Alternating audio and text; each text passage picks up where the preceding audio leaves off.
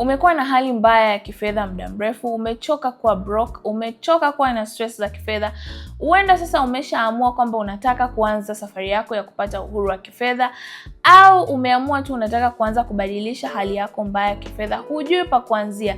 Leo kwenye hii episode nitakwambia ni wapi uanzie, ni nini ufanye unapoanza safari yako. Au mimi ningekuwa ndio naanza safari yangu ya kuelekea uhuru wa kifedha, ningefanya mambo haya. Mambo vipi? Hii ni The Wealth Building Podcast ya The Wealth Building Academy, ukiwa nami your favorite wealth building coach G. Mahali hapa ni mahali ambapo unapata elimu ile waliosahau kukufundisha shule. Elimu ya fedha, kuweka akiba, kuwekeza pamoja na kujenga utajiri unaodumu. Ikiwa haya ni mambo ambayo ungependa kujifunza zaidi kuhusiana nayo, tafadhali usiache kusubscribe kwenye YouTube channel yetu hii hapa, lakini pia usiache kubonyeza kitufe cha notification ili uweze kuwa wa kwanza kupata taarifa kila mara tunapokuwa na episode mpya.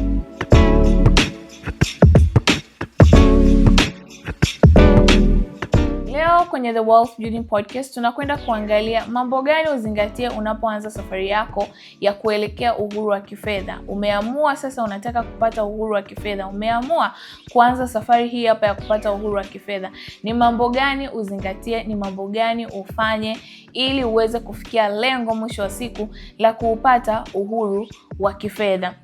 Moja, lazima uwe umedefine uhuru wa kifedha kwako ni nini. Maana yako ya kuwa huru kifedha ni nini? Hili tukimuuliza kila mtu atakuwa na maana yake. Mwingine atakwambia ni kuweza tu kuishi maisha bila stress ya kifedha. Mwingine atakwambia akiweza kuweka akiba, akaweza kuwekeza, akaweza kulipa bills zake, basi yeye tayari kwake huo ni uhuru wa kifedha. Mwingine atakwambia mimi nikimaliza madeni yangu tu, nikaweza kuwa mbali na madeni, huo kwangu ni uhuru wa kifedha. So first, hakikisha umeelewa maana yako ya uhuru wa kifedha ni nini. How do you define financial freedom kwa maana yako mwenyewe? Usichukue maana ya mtu mwingine, wala usiangalie maana ya mtu mwingine kwake ni nini ukataka iwe ni maana yako. Kaa chini, jiulize, jitafakari, mimi kwangu financial freedom ni nini? Nikifikia hatua gani kwenye maisha ninaweza kusema sasa niko huru kifedha? Inawezekana hapo ulipo sasa hivi umeshakuwa huru kifedha, ni kwamba tu hujawahi kujiuliza kwamba wewe kwako kuwa financially free maana yake ni nini, ama uwe kwenye hali gani ili uweze kusema kwamba you're financially free. So first thing first, umeanza hii safari, iwe ni kwa sababu umechoshwa na hali yako, ama umeanza sasa kupata elimu hapa na pale, umeamua sasa na mimi nataka kuingia kwenye hii safari. Define first. Fahamu kwanza, kuwa na uelewa kwanza kwako wewe maana ya kuwa financially free ni nini, ama ni katika hali gani ukifikia utasema sasa nimepata uhuru wa kifedha. Ukishakuwa na hiyo picha kamili na hiyo maana kamili, itakusaidia kukaa kwenye mstari, itakusaidia kujua ni wapi unaelekea, na ukifika unapoelekea itakusaidia pia kufahamu kwamba umefika unapoelekea. Kitu kingine cha pili unaweza kuanza kufanya unapokuwa sasa umeianza safari yako ya kuelekea uhuru wa kifedha ni kuwa na mustakabali unaoeleweka, kufahamu mustakabali wa hali yako kifedha. Watu wengi hatufahamu hali zetu kifedha. Hufahamu madeni yako, hufahamu mapato yako, hufahamu matumizi yako, yaani huelewi. Fedha ni za kwako, unazipata kwa ugumu, unazipata kwa wepesi, lakini huelewi mustakabali wako wa kifedha. Mtu anaweza kwambia tu mimi nina madeni mengi. Madeni ya kiasi gani? Kutoka kwa nani na nani? Unapanga kuyalipa ndani ya muda gani? Ama unapanga kuyalipaje? Kuwa na ufahamu wa mustakabali wako kifedha. Fahamu kwamba mimi mapato yangu ni kiasi fulani. Mimi matumizi yangu ni kiasi fulani. Matumizi yangu makubwa ni haya, matumizi yangu madogo ni haya. Fahamu madeni yako, kama unayo. Mimi madeni yangu ni kiasi fulani. Napaswa kuyamaliza ndani ya muda fulani. Huku ndiko kuelewa mustakabali wako ama hali yako kifedha. Ifahamu hali yako kifedha ili ujue unaanza na nini, alafu nini kinafuata, na nini kinafuata, nini kinafuata. Kufahamu hali yako kifedha itakusaidia kujua ni hatua gani uanze nayo kwenye kuelekea uhuru wako wa kifedha, alafu ifuate hatua gani. Kuelewa mustakabali wako kama hali yako kifedha kunaweza kukupelekea kuamua kwamba kabla sijaanza kuwekeza nikaanza kwanza kulipa madeni. Ni baada ya kufahamu mustakabali wako wa kifedha. Kuto kufahamu hali yako ya kifedha ama mustakabali wako ukoje kifedha kunaweza kukaanza kukupelekea kufanya hatua ya mwisho badala ya kufanya hatua ya kwanza, ama hatua ya katikati badala ya kwanza na hatua ya kwanza. Hutajua uanzie wapi wala umalizie wapi, au utaanzia upande ambao sio sahihi umalizie upande ambao sio sahihi, na hivyo kukuchelewesha kufikia lengo, ama mwisho ukaishia kukata tamaa, ukaona kama safari yako ya uhuru wa kifedha haifikiki. Ukaona kama haifikiki, ni safari ya mbali sana, ama it's not meant for you. Kumbe hujajua tu kwanza mustakabali wako wa kifedha upoje, ili uweze kujua pa kuanzia na pa kumalizia. Kitu kingine ambacho unaweza kufanya ama kukizingatia unapokuwa umeanza safari yako ya kuelekea uhuru wa kifedha ni kupunguza matumizi yasiyokuwa ya lazima. Kumbuka kwamba unapoanza hii safari, wakati mwingine huna akiba, wakati mwingine madeni tayari yameshakuwa ni mengi, wakati mwingine una malengo sasa, unatamani uanze kufikia malengo kiasi fulani, labda ni uwekeze ufikie kiasi fulani cha uwekezaji. Sasa huwezi kufikia malengo hayo yote kwa kuendelea kuendekeza matumizi ambayo hayana ulazima. Kwa hiyo lazima ujenge nidhamu ya kuanza kukata matumizi ambayo sio ya muhimu. Wakati mwingi tunaweza kusema kwamba hatuna vipato, ama vipato vyetu ni vidogo, au tukasubiria vipato viongezeke ndio tuanze kwa mfano kuweka akiba, lakini kumbe kinacho hasa maliza kipato chetu ni matumizi ambayo sio ya lazima. Kwa hiyo jenga nidhamu unapoanza tu safari. Nidhamu ya muhimu ya kuwa nayo ni kukata matumizi yasiyokuwa ya lazima.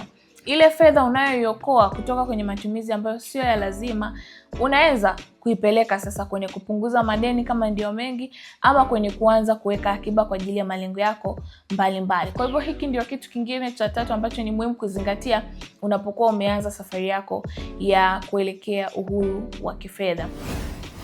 Tabia nyingine ya 4 ama jambo lingine la 4 unaweza kulizingatia unapokuwa umeanza safari hii ya kuelekea kwenye uhuru wako wa kifedha, ama ya kuupata uhuru wa kifedha, ni kujenga tabia ya kuweka akiba. Watu wengi tunasubiria vipato viongezeka ndio tuweke akiba, lakini hapana. Nidhamu ya kuweka akiba ni muhimu sana, na ndio nidhamu kufikia kwenye malengo yako mbalimbali ya kifedha pamoja na malengo ya uwekezaji. Ni lazima uijenge hiyo nidhamu. Kuweka akiba sio kitu kirahisi. Kwa mtu yoyote ile, mwenye kipato kikubwa, mwenye kipato kidogo, sio kitu kirahisi. Ni lazima ujenge hiyo nidhamu. Hapo nidhamu inahitajika, tena nidhamu ya hali ya juu, ili uweze kuwa ni mtu ambaye unaweka akiba. Kwa hiyo jenga hiyo nidhamu, alafu anza kuweka akiba ya kila mapato yako, kuanzia 10% kama ndio unaanza, nenda 20, nenda 30, 30% ya kila mapato yako, ili uweze kufikia sasa na uweze kusema huko kwenye safari ya kuelekea kwenye uhuru wa kifedha. Huwezi kuwa ni mtu ambaye uko kwenye safari ya kuelekea uhuru wa kifedha huweki akiba ya aina yoyote, wala huna akiba ya aina yoyote. Jambo lingine ambalo ni muhimu kulizingatia ni kuwa na akiba ya dharura. Umeanza sasa safari yako, umeshajua mustakabali wako wa kifedha, umeelewa hali yako ikoje, basi anza kuwa na akiba ya dharura. Akiba ya dharura itakusaidia unapopata dharura usielekee kwenye madeni ukarudi nyuma tena. Itakusaidia unapokuwa na akiba ya dharura, kama umeshaanza kuwekeza pia usianze kuchukua fedha kwenye uwekezaji wako kwenda kutatua dharura unazokuwa unazipata. Kwa hiyo hakikisha kwamba unaanza na akiba ya dharura, alafu ndio unaelekea kwenye uwekezaji, ili usiwe unaenda kuchomoa fedha kwenye uwekezaji wako kila mara, badala ya kupata matunda yanayotokana na uwekezaji wako, wewe ukawa unachukua pale fedha kila mara kwenda kutatua dharura, kwa sababu dharura zipo, tunaishi nazo. Ukawa unachukua fedha kwenye uwekezaji kutatua dharura, badala yake kuwa na akiba ya dharura. Hii ni hatua muhimu sana unapokuwa umeanza safari yako ya kuelekea ama kupata uhuru wa kifedha. Lazima uhakikishe kwamba una akiba ya dharura. Hii itakusaidia unapopata dharura ukaweza kuitatua kiurahisi, ukaweza kuitatua bila kukopa, ukaweza kuitatua bila kugusa uwekezaji wako kama tayari unakuwa umeshaanza pia kufanya uwekezaji. Kitu kingine ambacho unapaswa kuzingatia unapokuwa umeanza safari hii ya kupata uhuru wa kifedha ni kuwekeza kwenye elimu ya kifedha. Ni muhimu sana kuhakikisha kwamba unawekeza kwenye elimu ya fedha. Pata elimu ya fedha. Maarifa ama elimu ya fedha sasa hivi ipo kila mahali. Iko hapa YouTube, iko kwenye podcast mbalimbali, ipo Instagram kutoka kwa financial coaches wengi sana. Pata hiyo elimu ya kifedha. Kila mara weka jitihada za kuwekeza kwenye elimu ya fedha ili ujue ni namna gani ya kuendelea, ili ujue ni namna gani unatoka kwenye hatua moja kwenda kwenye hatua nyingine, lakini pia ili uweze kujua ni namna gani sasa utaanza kuwekeza fedha zako ili uweze kupata uhuru wa kifedha. Hakuna uhuru wa kifedha kama hamna mahali popote umewekeza. Hakuna uhuru wa kifedha kama hamna mahali popote fedha zako zinakufanyia wewe kazi. Hata kama maana yako ya uhuru wa kifedha ingekuwa ni maana gani ambayo utakuwa unayo ama tafsiri gani ambayo utakuwa nayo, haina maana hiyo tafsiri kama wewe bado utakuwa ni mtu ambaye unafanyia fedha kazi kila mara. Lazima uwekeze kwenye elimu ya fedha ili ifike mahali sasa hizi fedha zako na zenyewe ziwe zinakufanyia kazi na zinakuletea matunda, ili uweze sasa kuupata huo uhuru wa fedha completely. Uweze kuupata huo uhuru wa fedha mazima, kwa sababu sasa fedha yako na yenyewe inakuwa inakufanyia kazi. Kwa hiyo wakati mwingine uhitaji hata kufanya kazi. So we say kwamba tunasema sasa kwamba uko huru ufanye kazi usifanye, fedha yako inakufanyia kazi, you are free. Watu wote ambao tunawajua wana uhuru wa kifedha, wao fedha zao zinawafanyia kazi. Wao wanafanya pia kazi, lakini kazi kwao ni optional. Sio kwamba akilala atakufa njaa. Wengi wetu tunajua sisi tukilala tumekwisha. We are finished. So pata elimu ya kifedha, wekeza kwenye elimu ya fedha, pata maarifa zaidi ili ujue ni namna gani ya kuenenda sasa unapokuwa umeianza safari yako ya kuelekea uhuru wa kifedha. Haya ndio mambo ambayo ukizingatia unapokuwa umeanza safari yako ya uhuru wa kifedha ama safari yako ya kuelekea kupata uhuru wa kifedha, unapokuwa umeamua sasa umeanza rasmi.